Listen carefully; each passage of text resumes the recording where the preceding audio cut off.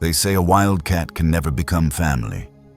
But that night, it stood between the darkness and a stranger, not out of instinct, but out of love. Beneath the pale moonlight, when a growl echoed from the forest behind the house, it didn't run. It didn't hide. It stood there, at the threshold, between us and the danger. And I swear, in that very moment, we knew it was no longer a wild creature. It was blood. It was kin. It was one of us. Before the Bobcat came, this wooden cabin had only known one kind of silence, the silence of long days when no one knocked on the door and no one ever left. Walter didn't count his years in numbers. He counted them in seasons. In autumn, when leaves fell more than usual, he missed his wife. In winter, he would place an extra porcelain bowl on the table, not for anyone to use, but to remember that someone once sat across from him. The cabin he lived in wasn't big, but it was enough for him and 4 cats. They had come from different turns in life, carrying the scent of dust and old heartbeats. Lila, gray and white, missing one ear after a harsh winter trapped in a grain shed. She was the smallest, always curling into herself as if whispering apologies. Murphy, jet black, grumpy, once hit by a car and left with a crooked hind leg. He couldn't jump high anymore, but always chose to lie by the door. Toby, thin and often fasting. He came on a rainy day, soaked and refused to leave. And Mallow, the oldest, never shed fur, but shed memories. Sometimes he sat for hours, staring at the wall, as if remembering a place that no longer existed. Walter never called them pets. He called them friends. Old friends living together so it's less lonely, he would joke, though no one ever laughed. Every morning he brewed coffee in a worn-out pot. His trembling hand poured into a chipped porcelain cup. He never fixed that chip because it was from the only time his wife dropped it during the one argument they ever had. After breakfast, he'd mop the floor, change the cat litter, check every claw, every ear. He had a habit of murmuring to them while working. "Murphy, you have to eat all of it today, okay?" "Lila, sleeping on my sweater again?" They never replied, but he knew they understood. The cabin stood by the edge of the forest, where autumn fell like a quiet breath. There was a narrow trail that led into the pine woods, where he walked every afternoon. Not for exercise, but to give himself a reason to go outside. He used to work as a fire lookout guard. Not a job full of stories, but enough to teach him this. Humans aren't the only creatures that remember, fear, or need someone. Once, he rescued an owl caught in netting, cut the twine from its leg, and let it go. For 7 nights after that, the owl sat on his roof, as if repaying him simply by being there. To Walter, animals weren't beings to tame. They just needed a safe enough place to not have to be on guard. He didn't play music, didn't own a TV. Instead, he read books, old books, yellowed pages, smudged ink. Mostly children's stories where every creature could speak, and the ending was often a hug. Each evening he turned on the porch light. Not because someone might come, but in case someone got lost, at least they'd see the light. Lila usually slept on his pillow. Mallow curled at his feet. Murphy watched the window. Toby always stayed by the coat rack. They formed a warm map around him, a quilt breathing with the rhythm of lives once forgotten. Then one early morning in January, while he was boiling chicken porridge for Mallow, the wind had just shifted. He heard a soft noise beyond the trees. Not a cat's sound, not a squirrel's. Something raspier, broken, as if trying to call out, but unsure who to call. He put on his coat and stepped outside. Dew still clung to the grass. The sky was gray, tinged with ash, and beside a low pine bush, he saw it, a small creature. Not a cat, but not entirely wild, lying on its side, hind leg twisted. A steel trap was clenched around its ankle. The blood was dry, but the mud was fresh.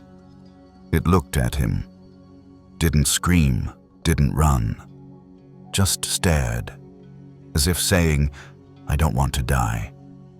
And so, the house began to learn a new kind of silence, the silence of not knowing what was about to unfold, the silence before change.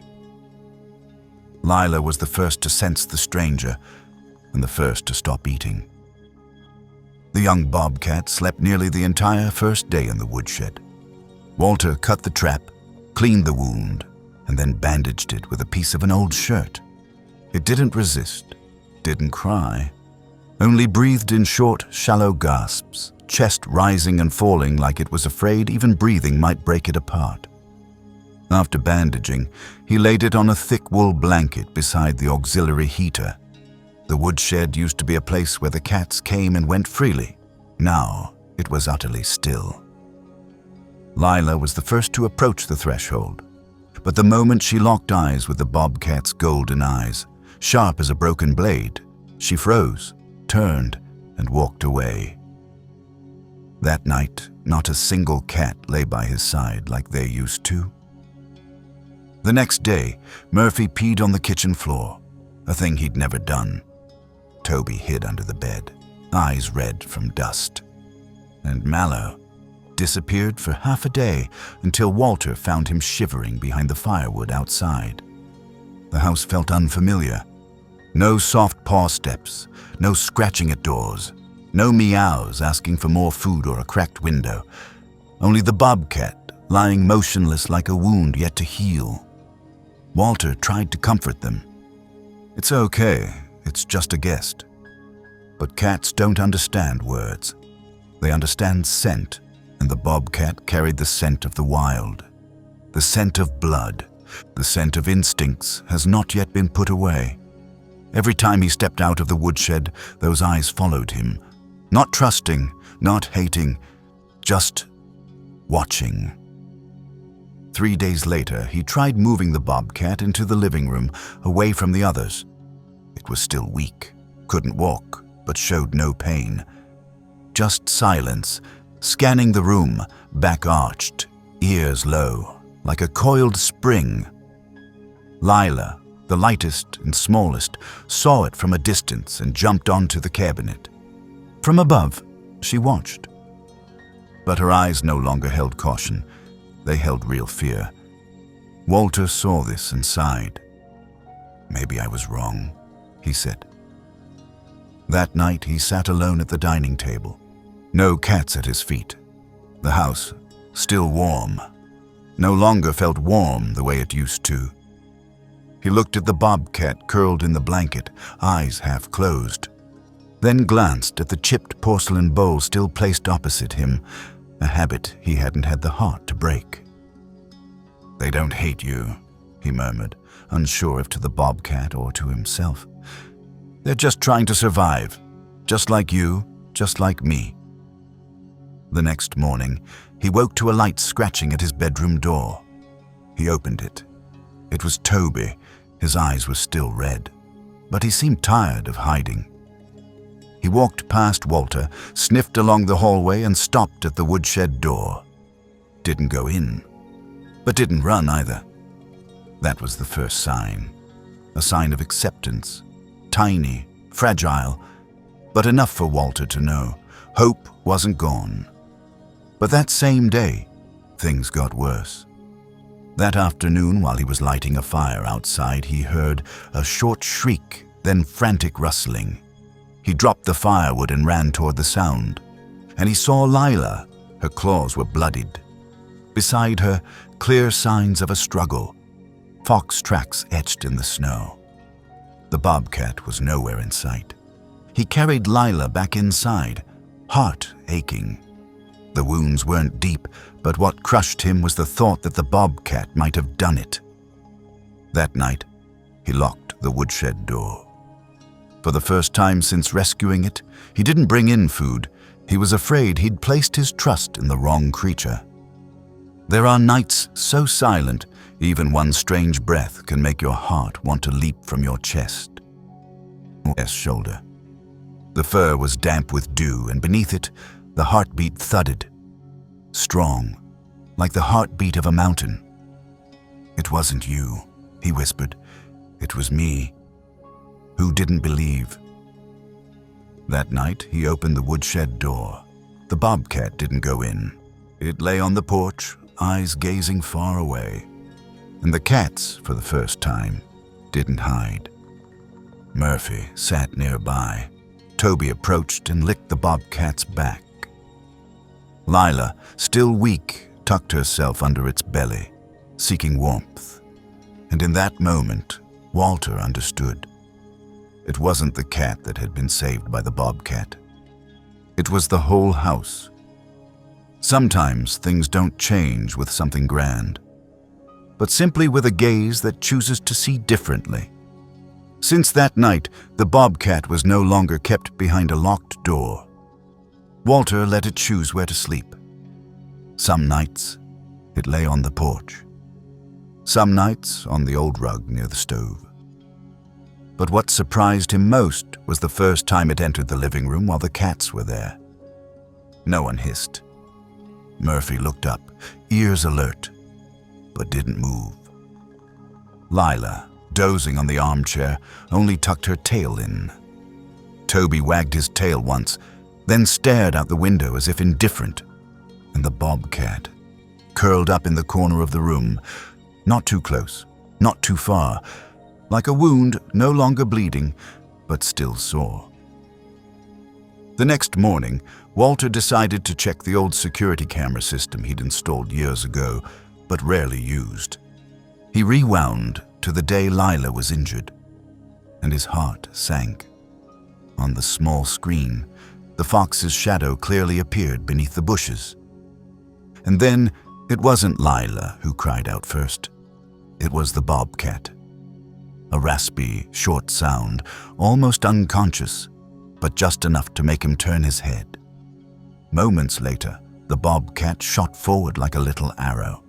The fox retreated. The scuffle lasted mere seconds. Then he saw the bobcat return, lick Lila's forehead once, before collapsing beside her. At that point, Walter couldn't watch anymore. Not from fear, but from shame. "Forgive me," he softly said into the empty room where no one answered, except for a faint grrr from the corner. Not a threat, just an acknowledgement of being heard. From that day on, he tried to nurture closeness. He placed the bobcat's bowl just a few steps away from the cats. A new mat was added near where the cats usually slept. And most importantly, he left it alone. No coaxing, no calling, no attempts to tame, just gave space. Let time touch what he could not. One afternoon, as sunlight angled through the living room window, he witnessed the first moment. Toby was sleeping, his tail draped across the part of the mat where the bobcat lay. Not accidental. It was a sign that the distance was slowly closing. The next day, Murphy no longer growled when the bobcat neared the water bowl. And for the first time, he saw Mallow, old and forgetful, walk up to the bobcat and lie against its large flank, as if they'd known each other in another life. But what he'd never forget was on a windy night when the temperature suddenly dropped and the porch was covered in frost. Lila, the one who had once feared the bobcat the most, left her familiar pillow on Walter's bed and wandered into the living room. He followed, worried, then froze at the doorway. Lila wasn't going anywhere. She curled right beneath the bobcat's chest, tucked in, and pressed herself into the warm fur. The bobcat didn't react, just closed its eyes and breathed steadily. The next morning, Walter wrote a line in the notebook he used to record things worth remembering. First night, the whole pack slept in the same room. No one was hurt, no one is hiding. Maybe we've started becoming a family. Hope, he thought, isn't a blinding light. Hope is when darkness no longer feels threatening. And someone, wild, wordless, never taught to love, quietly stands guard over those more fragile than themselves. No one truly knows where they belong until what they wish to protect is threatened. That night, the forecast didn't mention a storm. But Walter, who had lived a life close to the forest, always knew the way the wind changes its course. The temperature dropped quickly by afternoon. Dark gray clouds gathered over the hilltop like someone was hiding something. Murphy had been growling since before sunset. The bobcat sat on the porch, ears lowered slightly, eyes fixed on the darkness beyond the pine trees. Around 10 p.m., just as Walter set his book down and reached to pour more hot water, the back window rattled, a sharp, dry thud.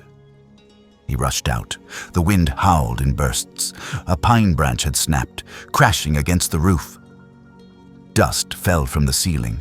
Mallow cried out. Lila, terrified, darted under the couch. Toby stood still in the center of the room, ears swiveling constantly. Then, the power went out. The house plunged into darkness. Wind howled through the cracks. Walter searched for a flashlight, cursing quietly under his breath, trembling as he fumbled to start the heater by hand. Then he heard the sound that chilled his spine. A crack, splintering. From the back door, he bolted toward it. The door had flown open.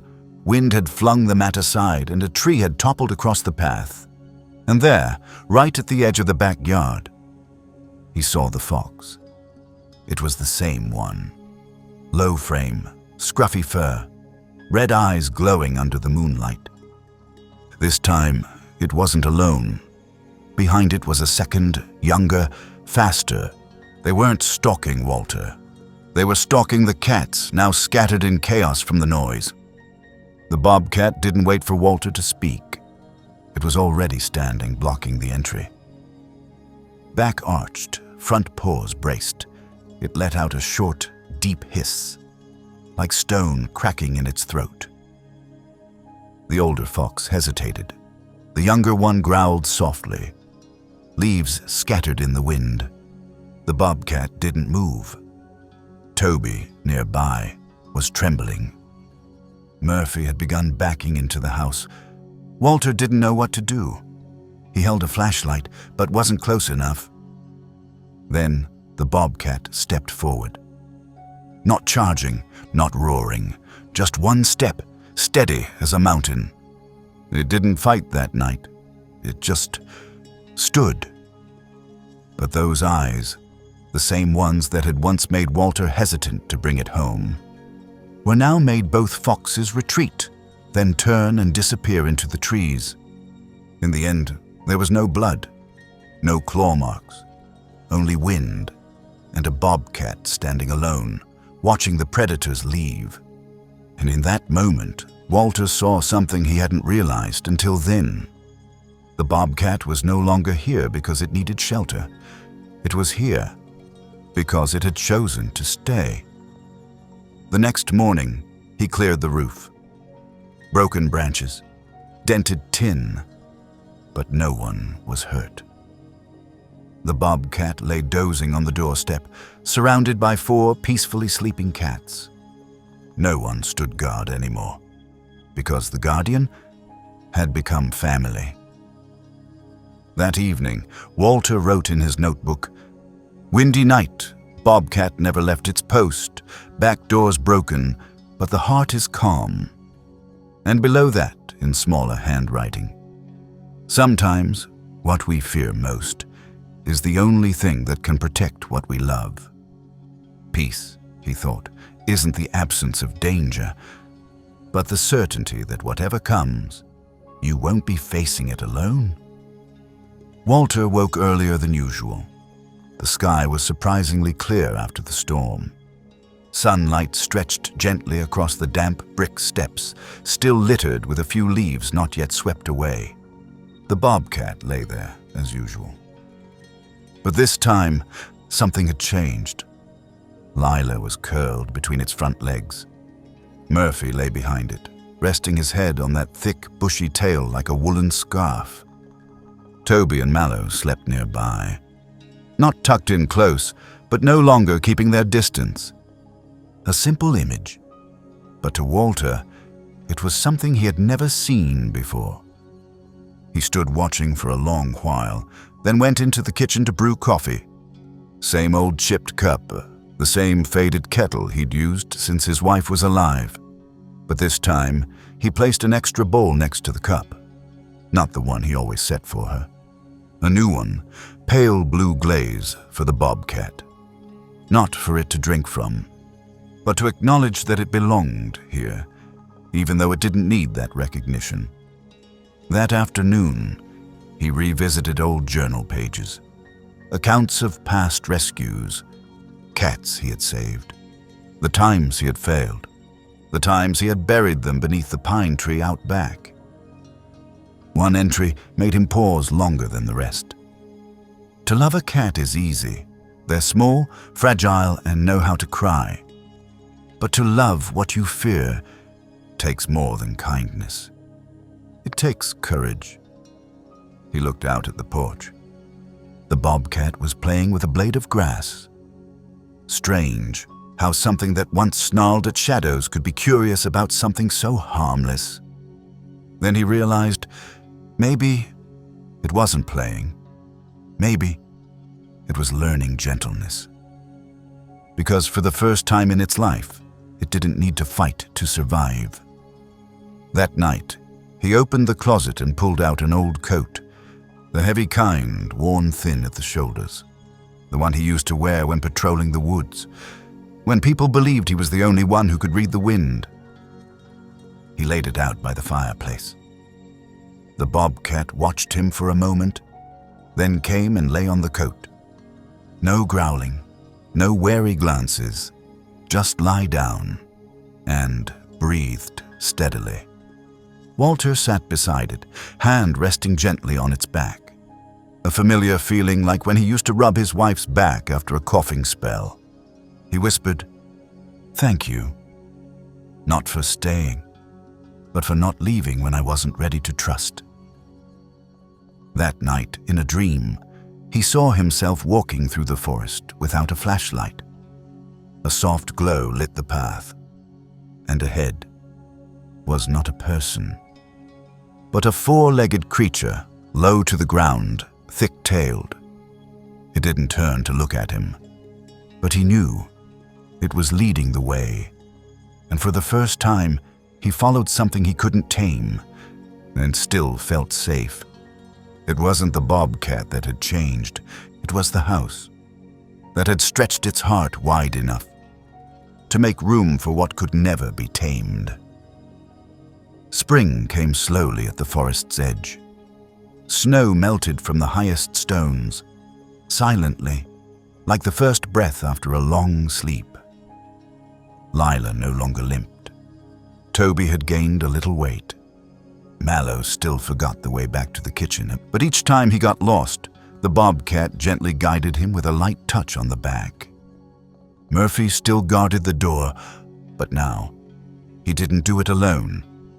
The Bobcat had grown, broader shoulders, stronger steps, but its eyes remained the same golden amber, distant, soft, as if still remembering an unfinished dream. People from the village would occasionally stop by, hear Walter's stories, and see the Bobcat sleeping among the cats, shaking their heads in disbelief. "How does it not eat them?" someone once asked. Walter simply smiled. "It feeds at night, on peace of mind."